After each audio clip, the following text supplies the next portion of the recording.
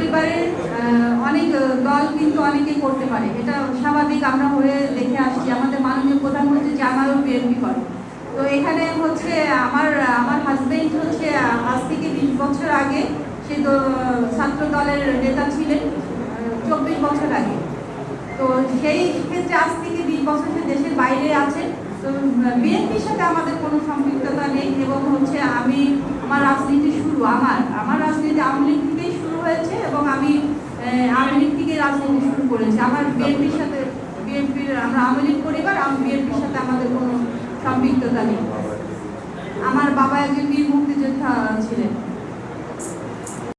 আপনারা অনেকেই সেটা জানবেন। আমি যুব মহিলা লীগের সদর থানার আহ্বায়ক।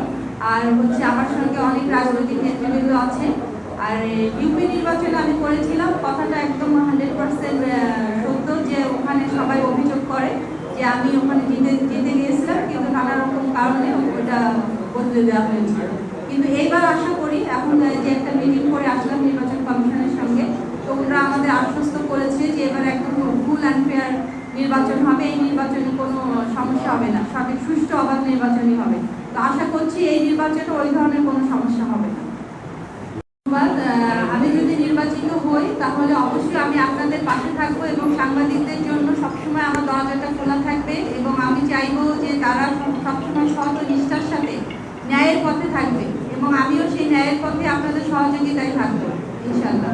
আপনাদের পাশে আছি। বৃহত্তম কিছু রাজনৈতিক দল আমাদের ভোটে অংশগ্রহণ করছে না, তবে এই কথাও সত্য যে আমাদের সাধারণ জনগণ যারা আছে তারা উৎসব মুখর পরিবেশে ভোট দিতে চাচ্ছে। তারা অবশ্যই আমাদের 29শে মেতে আমরা উৎসবমুখর পরিবেশে তারা ভোট দিতে আসবে। তারা প্রার্থীর জনপ্রিয়তা এবং প্রার্থীকে ভালোবেসে এখানে আসবেন। অবশ্যই উৎসবমুখর পরিবেশে আমাদের ভোট হবে আমাদের যশোর সদরে। সবাইকে শুভেচ্ছা, শুভ দুপুর। আগামী শ্রাবণী প্রোগ্রাম দমনা বিশ্বত হয়, তাহলে সেক্ষেত্রে নারীর উন্নয়নে আপনার কি পদক্ষেপ?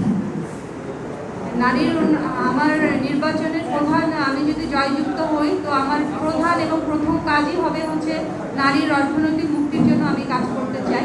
তো অলরেডি আমি মানে ব্যক্তিগতভাবে আমি একটা 300 শতক জমি কিনেছি, সেখানে আমি অলরেডি মহিলাদের জন্য আমি ভবিষ্যৎ পরিকল্পনা করে রেখেছি যে ওখানে আমি একটা কর্মসংস্থানের ব্যবস্থা করবো শুধুমাত্র মহিলাদের জন্য। মহিলারা অনেক বঞ্চিত লাঞ্ছিত, সেজন্য তাদের জন্য আমি নানা রকম কর্মসংস্থানের ব্যবস্থা করতে চাই। যদি জিতে যাই তাহলে হচ্ছে সন্ত্রাস মাদক মুক্ত পরিবেশ গড়ার ক্ষেত্রে কী করবো, তো সেটা আমি ইশতেহারে একটু আগে বললাম। Thank you.